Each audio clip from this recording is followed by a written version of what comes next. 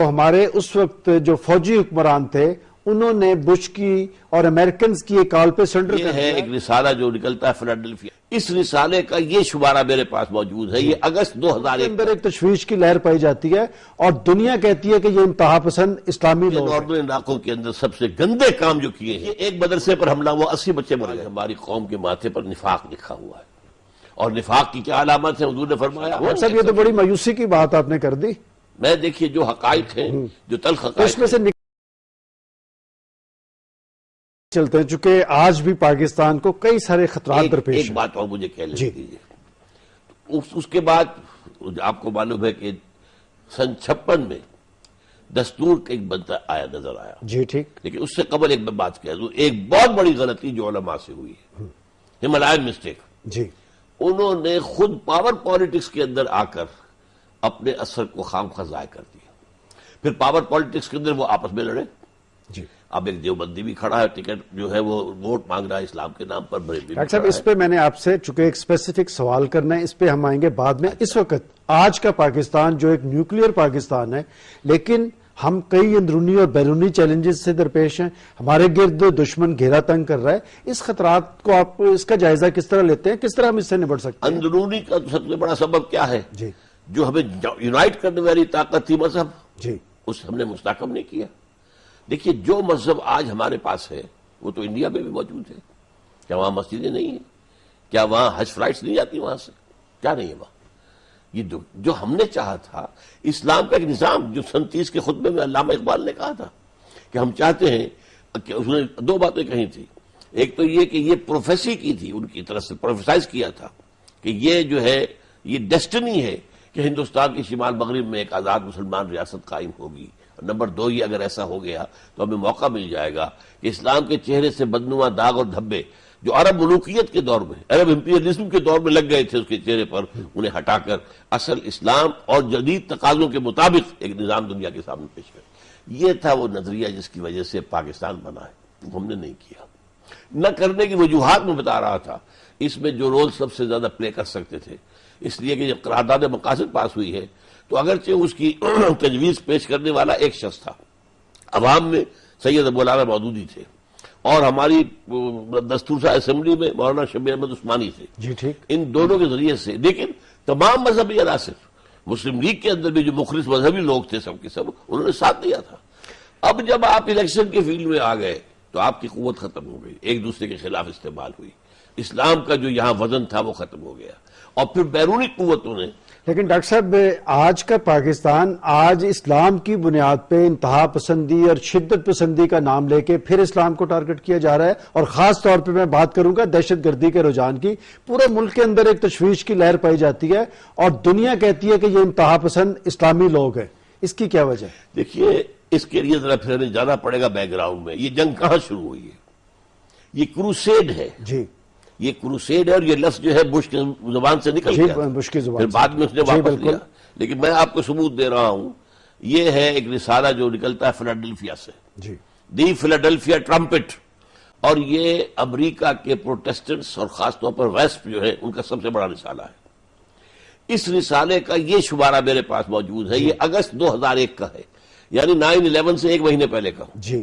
اور اس میں کیا لکھا ہوا ہے وہ میں نے آپ کو جو کتاب سے بھیجے تھے ان میں یہ تصویر موجود ہے. جی اس کا ایڈیٹر یہ لکھتا ہے، many people think جی that crusades are a matter of the past, جی over forever, but they are wrong. جی Preparations are underway.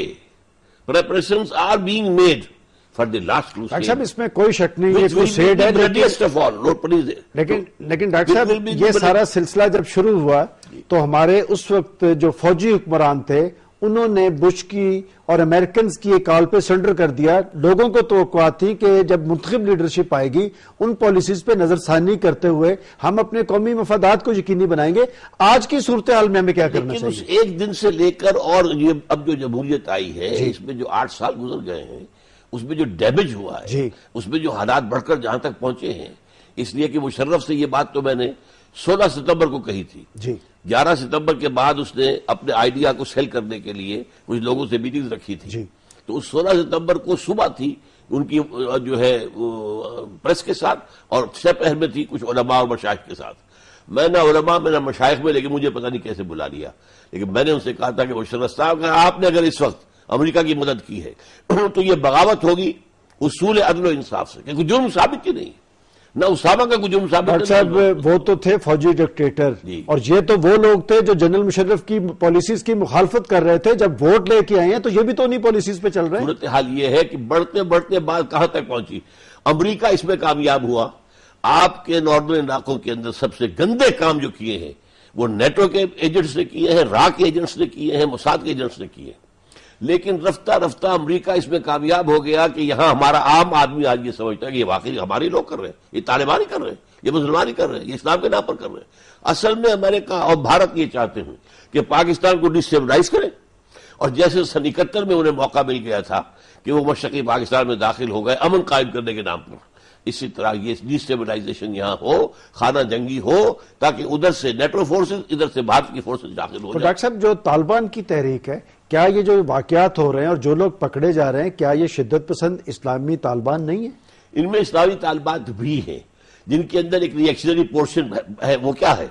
دیکھیے ایک مدرسے پر حملہ ہوا، 80 بچے مر گئے، ان بچوں ڈرون حملہ ہوا ہے، ڈرون حملہ ہوا؟ نہیں یہ پہلے کی بات کر رہا ہوں، ابھی وہ پرانا بھی ایک جو ہوا تھا ڈبل ڈولا میں غالباً 80 بچے مرے۔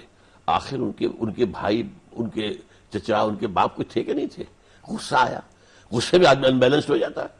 چنانچہ انہوں نے درگئی میں ہمارے پیریڈ کے اوپر جو حملہ کیا تھا بہت بڑا، اور کتنے فوجی مار دیے تھے، ایک ریئیکشنری ایلیمنٹ ان میں آیا ہے، لیکن ان میں زیادہ کام جو کیا ہے وہ را اور موساد کے ایجنٹس نے کیا۔ لیکن ڈاکٹر صاحب ہمارے حکمران تو کہتے ہیں کہ یہ اب جنگ جو ہے یہ ہماری اپنی جنگ ہے۔ یہی تو میں کہہ، یہ سب سے بڑی کامیابی امریکہ کی کہ آج ہمارے ہاں آپ کوئی کہہ نہیں سکتا کہ یہ ہماری جنگ نہیں ہے، اس لیے کہ اتنے دھماکے ہوئے ہیں، اتنے لوگ بیچارے مارے گئے ہیں ہر شہر میں، ہر بڑے شہر میں، کہ اب یہ بات گویا کہ منوا لی امریکہ نے ہم سے کہ یہ تمہاری اپنی جنگ ہے، حالانکہ یہ جنگ ہماری نہیں ہے۔ ہمارے ہاں آپ مجھے بتائیے کہ 9/11 سے پہلے کوئی دھماکہ ہوا تھا، کوئی خودکش حملہ ہوا تھا، کہیں ان علاقوں میں کوئی بدامنی تھی؟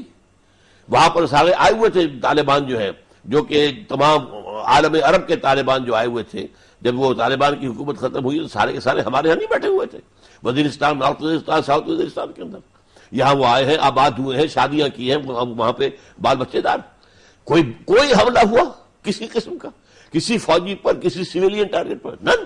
ڈاکٹر صاحب پھر اس سے یہ سب کچھ اگر ایک ایجنڈے کے تحت ہو رہا ہے تو اس ایجنڈے کا توڑ کس نے کرنا تھا؟ اس ایجنڈے کا توڑ تو اول تو یہ کہ اللہ کرے گا، ہمارے بس کا روگ نہیں، اللہ کو راضی کرنے کے لیے God helps those who help themselves۔ سن لیجئے، لیکن اس کے لیے یہی بات میں کہہ دے گا، ہمیں اثر نو جو بھولا ہوا سبق ہے، یہاں جو اسلام کے نفاذ کے عمل کو ہم نے ادھورا چھوڑ دیا، قرارداد مقاصد پاس کر کے چھوڑ دیا۔ آپ نے ایک بات ابھی پہلے کہی تھی کہ مذہبی جماعتیں، کہ مذہبی لوگ طاقت کے اصول میں پڑ گئے، آج کے پاکستان میں تو مذہبی جماعتیں جو اپنی اہمیت اور حیثیت اور کھو رہی ہیں۔ صحیح ہے، آپ صحیح کہہ رہے ہیں۔ اس کی وجوہات کیا ہیں؟ بالکل، انہوں نے جو غلط کام کیا تھا اس کی سزا اللہ انہیں دے رہا ہے۔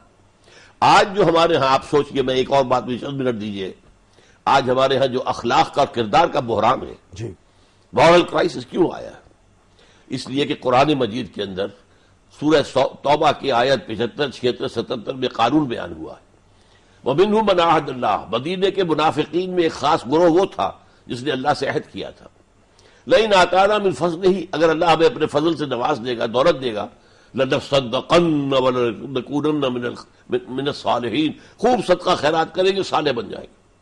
فَلَمَّا آتَاهُم مِنْ فَضْلِهِ، جب اللہ نے فضل سے نواز دیا، بخلوا بِهِ، اب بخل سے کام لیا، تجوریوں کو تالے ڈال دیے، فَعَاقَبَهُمْ نِفَاقًا فِي قُلُوبِهِمْ، اللہ نے سزا کے طور پر ان کے دلوں میں نفاق پیدا کیا۔ آج ہماری قوم کے ماتھے پر نفاق لکھا ہوا ہے، اور نفاق کی کیا علامت ہے؟ حضور نے فرمایا منافق وہ ہے جو بولے جھوٹ بولے، جب وعدہ کرے خلاف ورزی کرے، اور جب کہیں امین بنا جائے غبن کرے۔ ڈاکٹر صاحب آپ کا یہ کہنا ہے کہ ہمارا سب سے بڑا مسئلہ جو ہے ہمارے اندر کا نفاق، اور ہمارا سب سے بڑا بحران اخلاقی بحران ہے، اسی پہ بات جاری رکھیں گے۔ ناظرین یہاں لیتے ہم ایک بریک، ہمارے ساتھ رہیے گا۔ جی ڈاکٹر صاحب آپ بات کر رہے تھے۔ جی میں یہ کہہ رہا تھا کہ ہمارا حال کیا ہے۔ آج ہمارا صدر وہ ہے جو وعدہ خلافوں کا شہنشاہ ہے، اور دوسرا آلٹرنیٹ کوئی اگر سامنے آتا ہے تو وہ ہے جو کہ جھوٹ کا بادشاہ ہے۔ وہ کون ہے جی؟ وہ نواز شریف، کہ میں نے کوئی معاہدہ نہیں کیا، کوئی معاہدہ نہیں کیا، کوئی معاہدہ نہیں کیا، کوئی معاہدہ نہیں کیا، پھر وہ معاہدہ سامنے آ تو گیا۔ ڈاکٹر صاحب پھر لیڈرشپ کون سی ہے؟ ہاں یہ کیوں ہے؟ جب قوم کے اوپر آ چکا ہے یہ نفاق، اس وقت افراد پر نہیں ہے، پوری قوم پر ہے. جو جتنا بڑا ہے اتنا بڑا جھوٹا الا ماشاءاللہ، جو جتنا بڑا ہے اتنا ہی بڑا وعدہ خلاف الا ماشاءاللہ. ڈاکٹر صاحب یہ تو بڑی مایوسی کی بات آپ نے کر دی. میں دیکھیے جو حقائق ہیں، جو تلخ اس حقائق میں سے نکلنے کا طریقہ کیا ہے؟ توبہ. مطلب لوگوں نے تو ہمیشہ فیصلہ درست توبہ نہیں، لوگوں دیکھیے یہ بات بھی ہمارا جو ہے دھوکہ ہے نظر کا، کہ اگر ہم یہ چاہتے ہیں کہ لوگ اسلام چاہتے ہیں، میں یہ کہتا ہوں کہ ایک طرف عام آدمی کے ایک طرف پیسے رکھ دیجئے، ایک طرف ایمان کدھر جائے گا وہ؟ لیکن ڈاکٹر صاحب اس حد تک بھی صورتحال نہیں. لوگوں نے ہمیشہ اسلام، پاکستان اور جمہوریت کے ایک ہے مائنورٹی. اس وقت عام حال کیا ہے؟ اس وقت وہاں جو معاملہ جو تھا وہ اس کو ایک ہندو کا مقابلہ بھی تھا، اپنی جان بھی بچانی تھی. وی ہیڈ ٹو سیو اور اسکن آلسو فرام اور اینمی، اور یہ اسلام کا نام لیا ہم نے. ڈاکٹر صاحب پھر ہمیں راستہ تجویز کریں کہ اس اخلاقی بحران سے نکلنے کا کیا طریقہ ہے؟ توبہ، تجدید ایمان. ہم جب توبہ جو ہے توبہ کریں، تجدید ایمان کریں، اللہ سے عہد کریں. اور کرائسس سے نکلنے کے لیے لیڈرشپ کہاں سے آئے؟ پھر اسی کے ذریعے سے لیڈرشپ آئے گی انشاءاللہ. اگر اللہ دیکھیے، اگر تو اللہ تعالیٰ اس بات کا بھی امکان ذہن میں رکھیے کہ شاید اللہ تعالیٰ کی طرف سے ہمیں آخری سزا دینے کا وقت آ گیا ہو. قرآن مجید میں ایک آیت تھی جو عربوں کو سنا دی گئی تھی پہلے دن، ان تتولوا یستبدل قوما غیرکم.